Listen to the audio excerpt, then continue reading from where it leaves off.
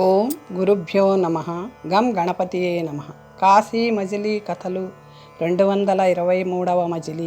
చిలక బ్రహ్మరాక్షసుడైన కథ. ప్రపుల్ల సఖి కాలింది. ఆ కోయది శ్రీ విష్ణువు జగన్మోహన అవతారమేమో. దాని సోయగం ఎంతటిదో.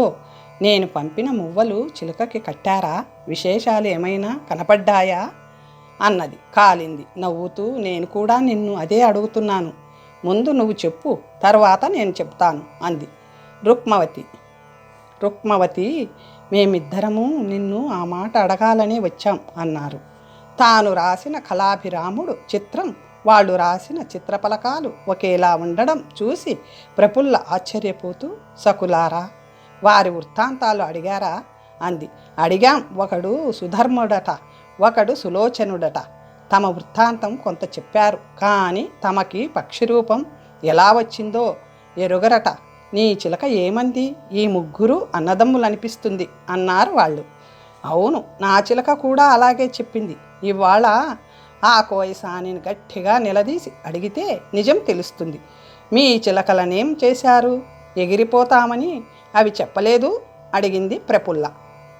రెక్కలొచ్చిన పక్షులు ఎగిరిపోవాలనుకోవు. బలవంతంగా ఆపి వచ్చాం.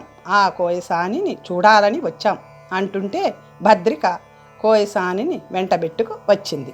నా సకులు నిన్ను చూడాలని వచ్చారు. నిన్న వస్తానని రాలేదే? ఇవాళ నీ చిలక మగడిని తీసుకురాలేదే అడిగింది రాజకుమారి. అమ్మా, ఇంటి దగ్గర పని తగిలి నా మగడు ఉండిపోయాడు. నేను నిన్న రాలేకపోయాను. మీ చిలకకి మువ్వలు కట్టారా? వింత మాట్లాడుతున్నాయా అని కోయసాని అడిగింది. వింత మాటలే కాదు, మనుషుల్లా స్పష్టంగా మాట్లాడుతున్నాయి అన్నారు వాళ్ళు.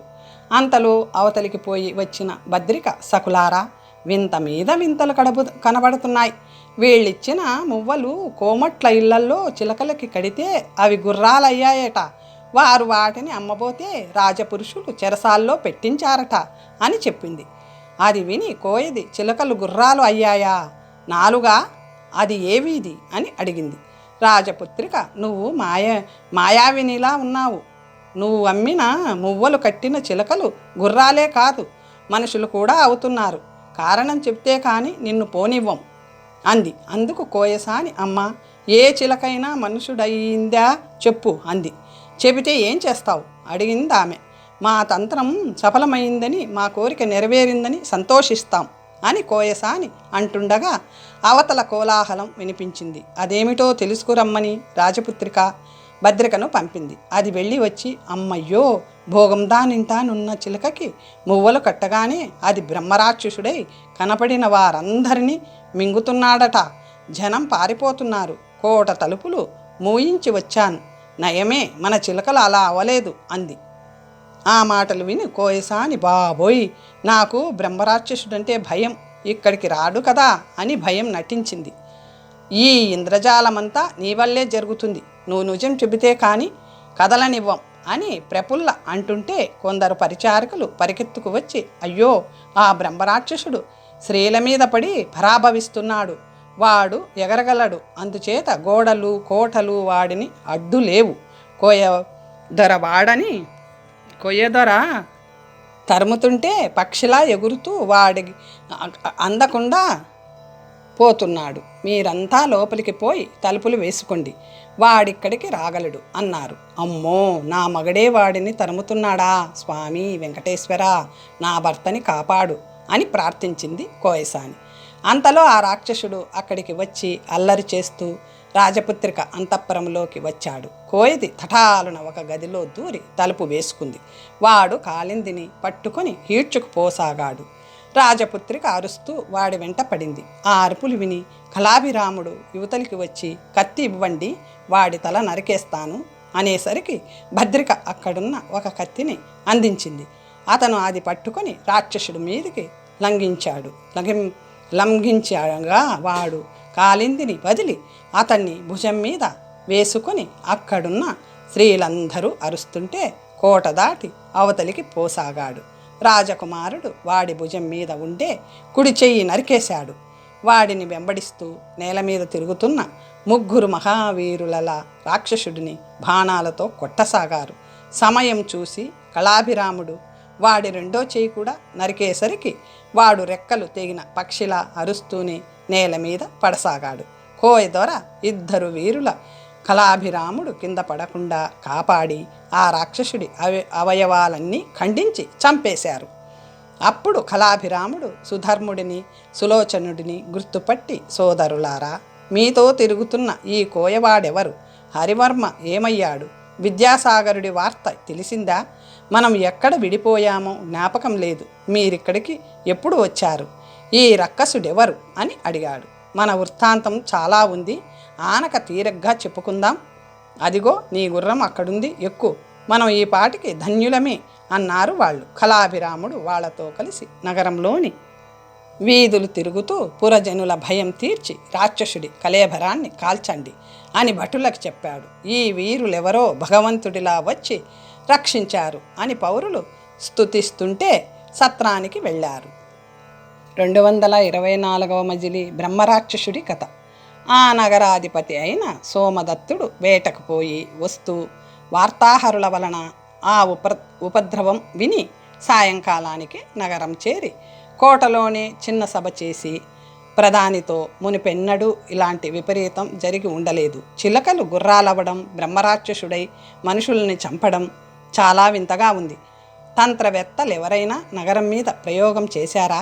ఆ రాక్షసుణ్ణి చంపిన వీరులు ఎక్కడి నుంచి వచ్చారు? వివరంగా చెప్పండి అన్నాడు.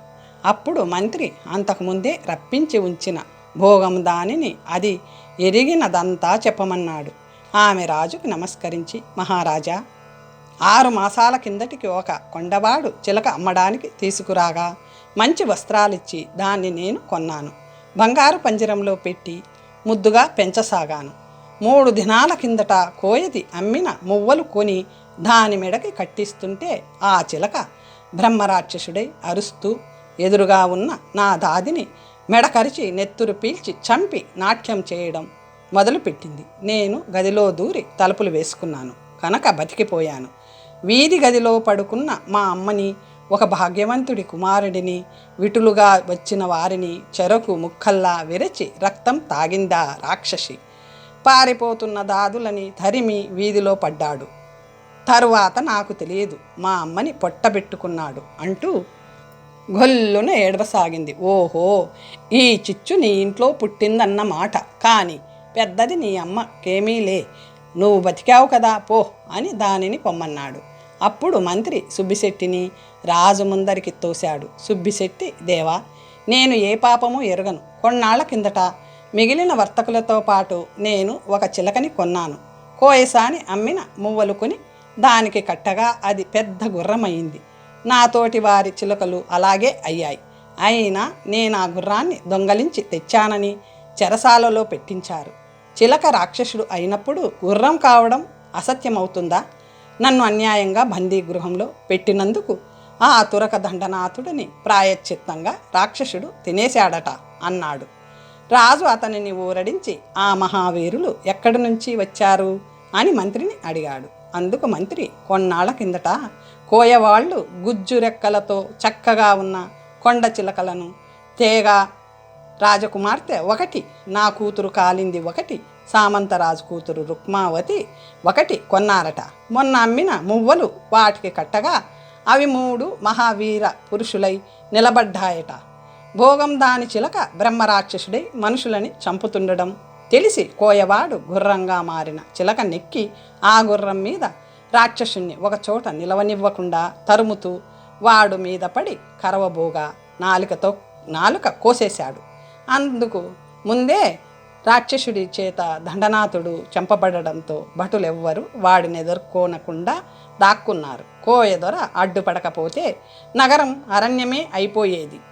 నాలుక కోయబడ్డ రాక్షసుడు వికృతంగా అరుస్తూ మా ఇంటి గోడ దూకి లోపలికి పడ్డాడు. మేమందరము దాక్కోగా తప్పలేదు.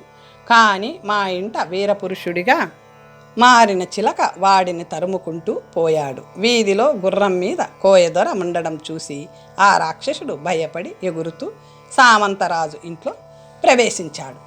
అక్కడున్న 2వ వీరుడు వాడి ముక్కు కోసి వీధిలోకి తరిమేశాడు.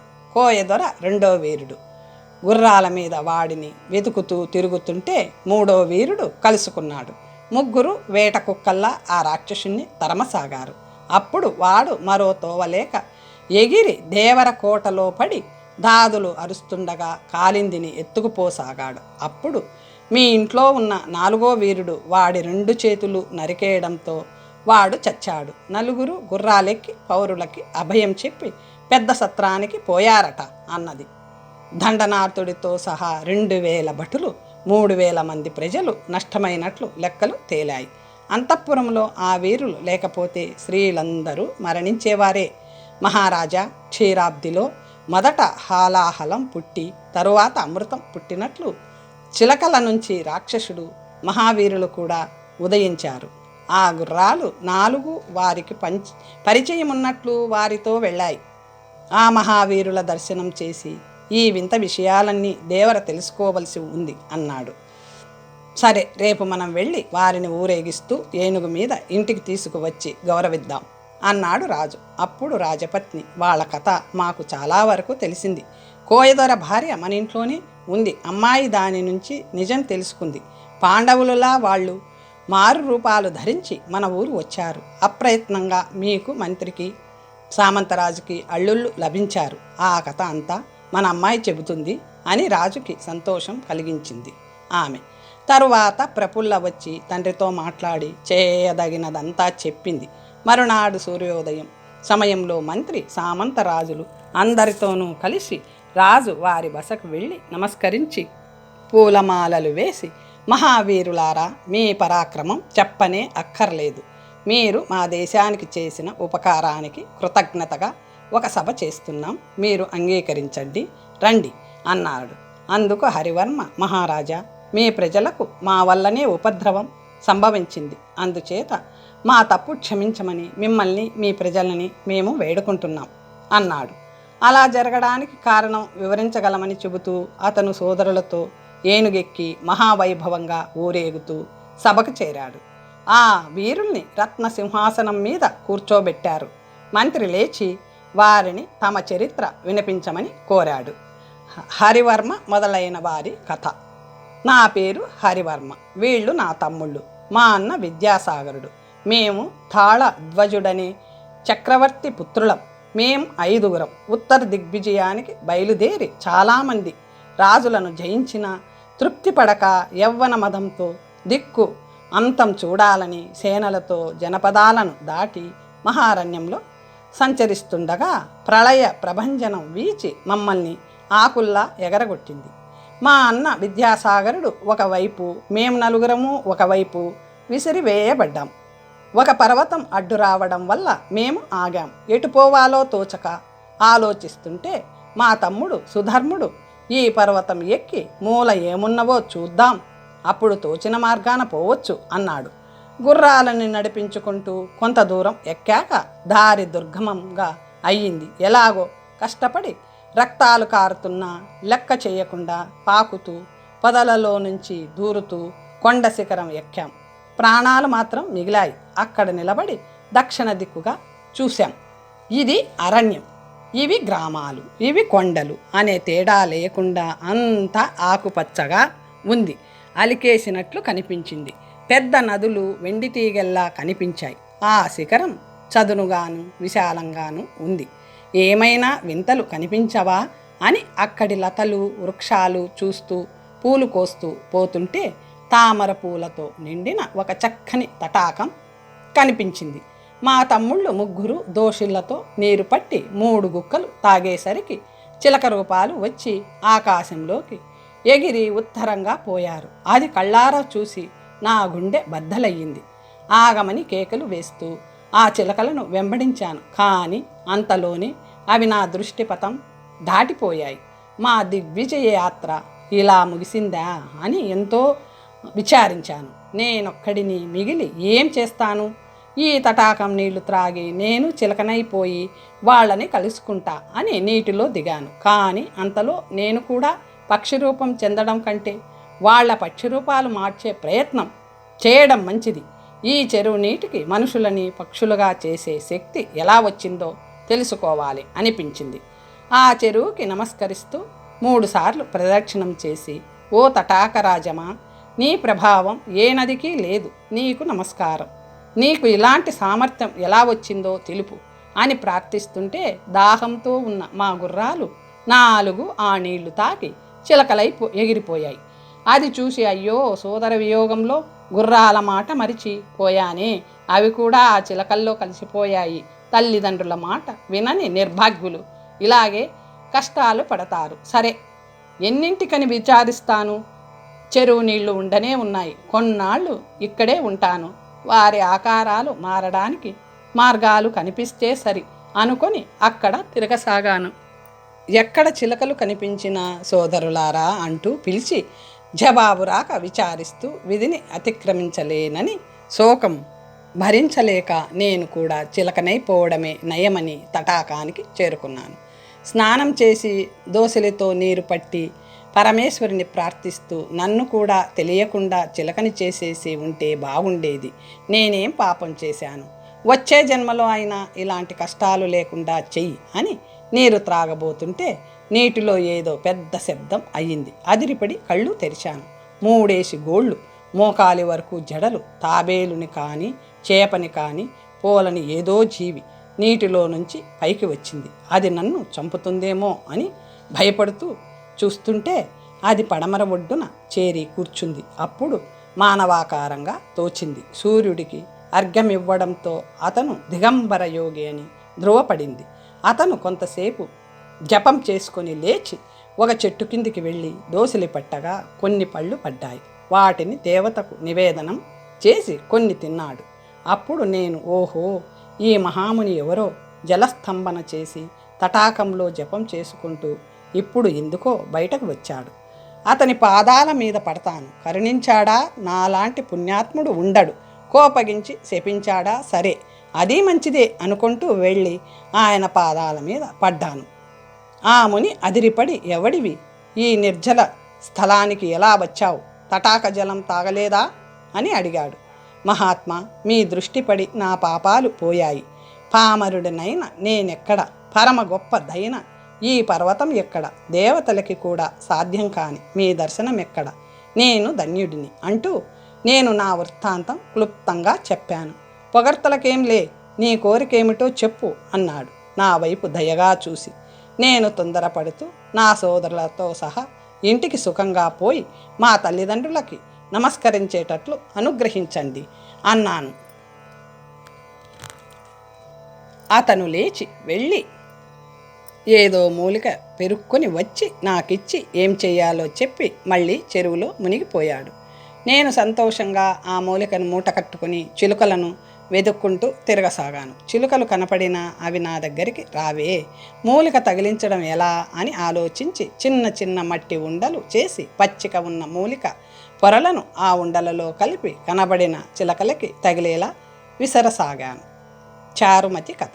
ఒకనాడు చెట్టు కొమ్మ మీద కూర్చొని మధురంగా పాడుతున్న చిలకని చూసి పొంచి దగ్గరగా పోయి గురి చూసి మట్టి ఉండ దాని పాదానికి తగిలేటట్లు కొట్టాను. అది తగలగానే ఆ చిలక ఒక అందమైన కన్యగా మారి కిలకిలా నవ్వసాగింది.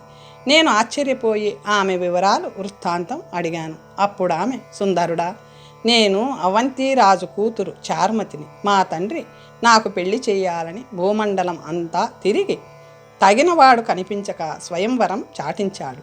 దానికి ఎందరెందరో రాజకుమారులు విచ్చేశారు.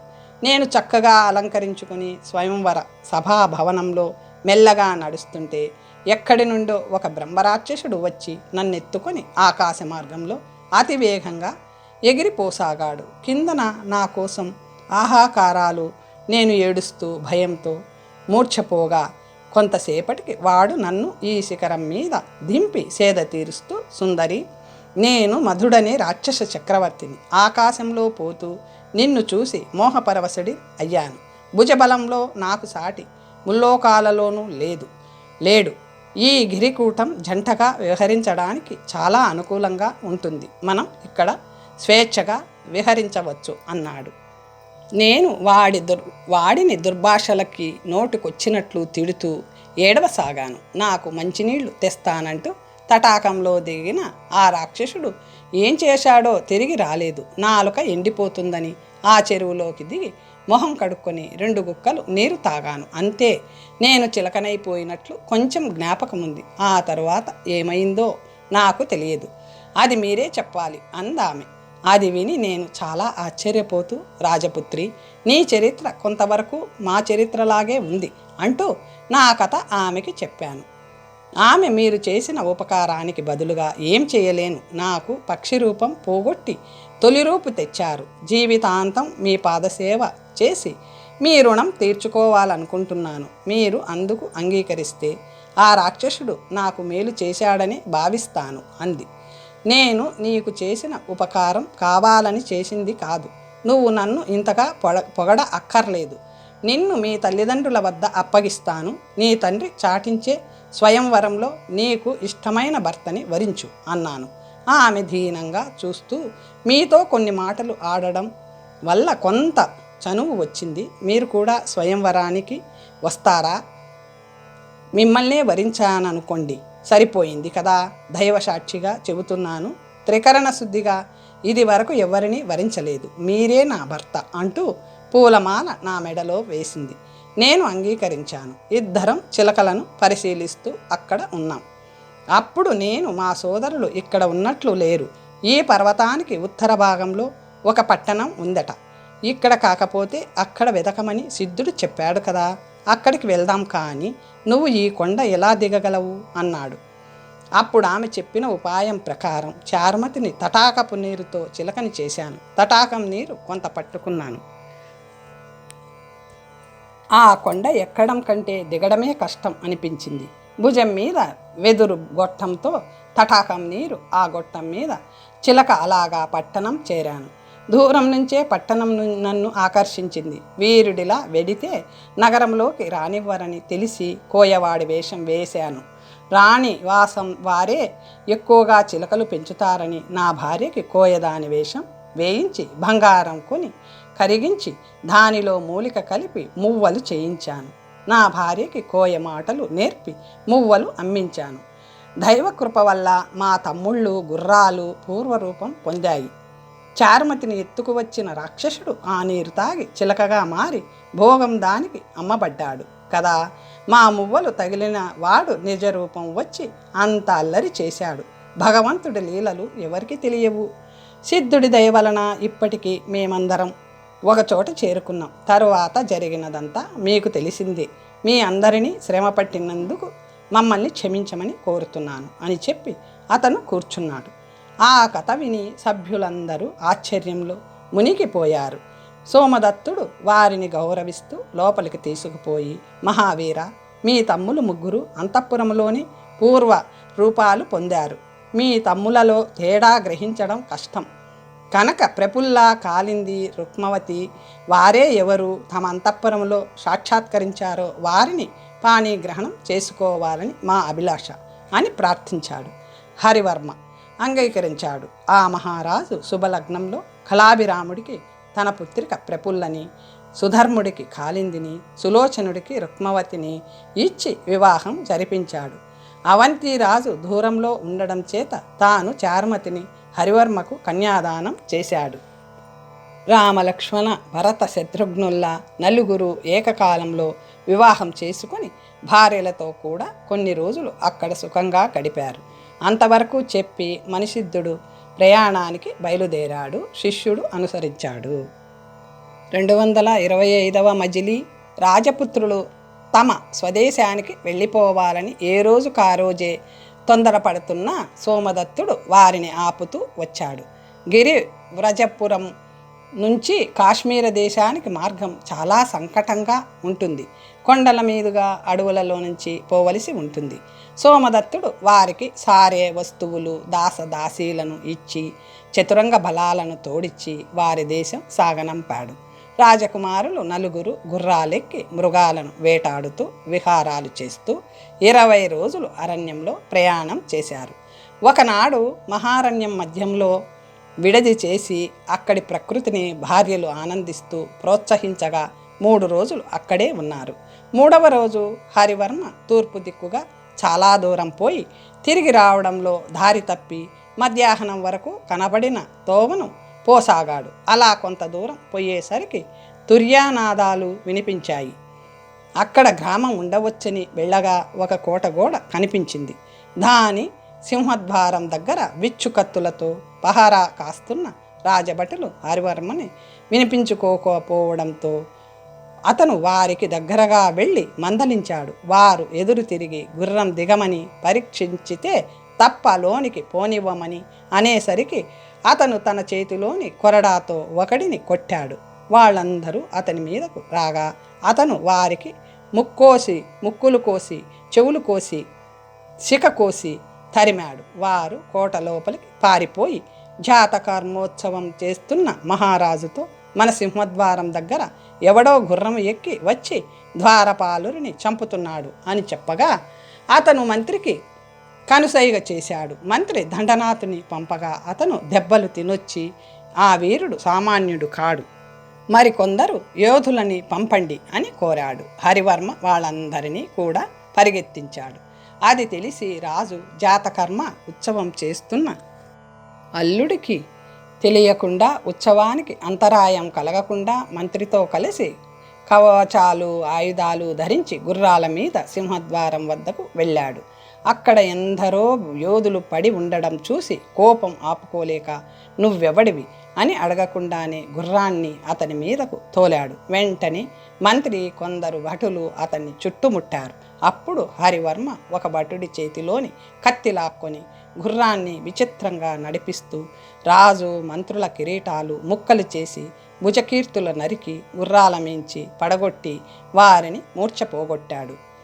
లోపల రాజుగారి అల్లుడు బ్రాహ్మణుల ఆశీర్వాదం పొంది పీటల మీద నుంచి లేచి మామగారికి నమస్కరించాలని వారెక్కడా అని అడుగుతుంటే కొందరు భటులు పరిగెత్తుకొచ్చి మహారాజు మంత్రి పడిపోయారు, ఆ వీరుడు గుర్రంతో వారిని తొక్కించాలని ప్రయత్నిస్తున్నాడు అని చెప్పారు. అంతవరకు ఏమీ తెలియని అతను నాకు చెప్పారు కారే, ఆ వీరుడెవరు, ఆ అడవి మధ్యకి ఎలా వచ్చాడు, వాడి వివరాలు తెలుసుకున్నారా అని అడిగాడు. తమకు అవేవి తెలియవని వారు చెప్పగానే అతను గుర్రమెక్కి చంద్రహాసం విల్లంబులను ధరించి అతివేగంగా సింహద్వారం వద్దకు చేరుకున్నాడు. అక్కడ శత్రువు కనపడలేదు. హరివర్మను చూసి యుద్ధానికి దిగకుండా, ఓ మహావీరా, నువ్వెవరివి, ఇక్కడికి ఎందుకు వచ్చావు, ఊరికే వారితో యుద్ధం ఎందుకు చేశావు, నీ వృత్తాంతం చెప్పు అని అడిగాడు. ఆ కంఠస్వరం విని అతనిని గుర్తుపట్టి, నువ్వు మా విద్యాసాగరుడిలా ఉన్నావే అన్నాడు అతను. దానితో వారిద్దరూ సోదరులమని గ్రహించి ఒకరినొకరు కౌగలించుకున్నారు. విద్యాసాగరుడు, మన తమ్ములు ఎక్కడున్నారు, నువ్వు ఇక్కడికి ఎలా వచ్చావు అని అడగ్గా హరివర్మ తమ వృత్తాంతం అంతా చెప్పాడు. వాళ్ళు మాట్లాడుకుంటూ ఉండగానే సోదరులు హరివర్మని వెతుక్కుంటూ అక్కడికి వచ్చారు. అన్నలిద్దరినీ చూసి, ఓహో, పెద్దన్న విద్యాసాగరుడు ఇక్కడికి ఎలా వచ్చాడు, నీ కోసం వెతుక్కుంటూ దైవికంగా ఇక్కడికి వచ్చాం అంటూ అన్నగారి కాళ్ళకి నమస్కరించారు. విద్యాసాగరుడు వాళ్ళని కౌగలించుకుని, లోపలికి పదండి, నా కొడుకుని చూద్దురు గాని, మంచి సమయానికే కలుసుకున్నాం, నా కథ చాలా ఉంది అని తీసుకెళ్ళి సేద తీర్చి తన మామగారికి వారి గురించి చెప్పి పరిచయం చేశాడు. హరివర్మ తన తప్పు క్షమించమని రాజుని ప్రార్థించాడు. రాజు వారిని ఎంతో గౌరవించి వారి కథ బంధువులందరికీ తెలియజేశాడు. విద్యాసాగరుడు తన వారిని పంపి అడవిలో ఉన్న తమ్ముళ్ల భార్యలని సపరివారంగా రప్పించి ప్రమద్వర అంతఃపురానికి పంపాడు. విద్యాసాగరుడి కొడుకుకి తాళధ్వజుడు అని పేరు పెట్టారు. ఆ శిశువుని లాలిస్తూ తమ కథలు కష్టాలు చెప్పుకుంటూ గడపసాగారు. 226వ మజిలీ స్వగ్రామ ప్రయాణం. తమ్ములారా, ఒక్కొక్కప్పుడు కీడు కూడా మేలుకే కారణమవుతుందనే మాట మన పట్ల నిరూపించబడింది. ఆ పెనుగాలి వల్లనే నేనిటు కొట్టుకు వచ్చాను. ఈ కోట గోడకి చేరిన పురుషులు స్త్రీలలా కనబడాలని కాశ్మీర దేశాధిపతి ఒక సిద్ధుడి నుంచి వరం పొందాడట. అందుకే నన్ను స్త్రీ అనుకుని ప్రమద్వర తన అంతఃపురానికి తీసుకుపోయి గర్భవతి అయ్యింది. అక్కడున్న ముసలిది ఆ విషయం రాజుకు తెలిపింది. రాజు చతురంగ బలాలతోనూ ఈ కోట ముట్టడించి నన్ను పట్టుకోబోగా నేను వారందరినీ పరాజితుల్ని చేశాను. రాజు నా పరాక్రమానికి మెచ్చుకొని సిద్ధుడి ఉపదేశంతో నేను అల్లుడు అవడానికి అంగీకరించి నాతో సంధి చేసుకొని ప్రమద్వరను నాకిచ్చి వివాహం చేసి తన రాజధానికి రమ్మని కోరాడు. నేనందుకు అంగీకరింపక ఇక్కడే ఉన్నాను. ప్రమద్వర ప్రసవించిన పుత్రరత్నానికి ఇవాళే జాతకర్మ ఉత్సవం చేస్తున్నాం. లగ్నబలం వల్ల మనం అందరం కలుసుకున్నాం అని విద్యాసాగరుడు తన కథ చెప్పాడు. అది విని హరివర్మ, మనుషుల కంటే మృగాలకు భవిష్యత్ జ్ఞానం ఎక్కువగా ఉంటుంది. నా గుర్రం దారి తప్పి ఇలా రాకుండా ఉంటే మనం కలుసుకునే వాళ్ళం కాదు. ఇక మనం ఇంటికి పోవాలి అన్నా ఆ ప్రయత్నం చెయ్యి అన్నాడు. విద్యాసాగరుడు మామగారితో తమ కోరిక తెలియజేయగా ఆ రాజు అంగీకరించి ధన కనక వస్తు వాహనాలు దాసీ జనాలను అరణంగా ఇచ్చి శుభముహూర్తంలో వారిని పంపాడు. రాజపుత్రులు మహావైభవంగా వెడలి అక్కడక్కడ ఆగుతూ దేశ విదేశాలు చూసుకుంటూ ఒకనాటి సాయంత్రానికి ద్వారావతి అనే పుణ్యక్షేత్రం చేరుకున్నారు అని మణిసిద్ధుడు చెప్పగా, గోపాలుడు, స్వామి, ప్రమద్వర కోటలో ఎవరు ప్రవేశించినా ఆడవాళ్ళలాగే కనిపిస్తారు కదా, మరి విద్యాసాగరుని శిశువు జాతకర్మ ఉత్సవానికి వచ్చిన మగవారు అలా ఎందుకు కనబడలేదు అని సందేహం వెలబుచ్చాడు. అందుకు గురువు నవ్వుతూ, ఆ సిద్ధుడిచ్చిన వరం ప్రమద్వర వివాహం జరిగే వరకే అని నియమం పెట్టాడు సిద్ధుడు అన్నాడు. ఓహో, బాగుంది. పాపం నారద మహర్షి తాను ఆడదై పిల్లల్ని కన్నాడని కూడా తెలుసుకోలేకపోయాడు. సరే, అతను మళ్ళీ మహర్షి అయి ఏం చేశాడో తెలుసుకోవాలని ఉంది అని అడిగాడు గోపాలుడు. తరువాత కథ వచ్చే భాగంలో తెలుసుకుందాం. ఓం స్వస్తి.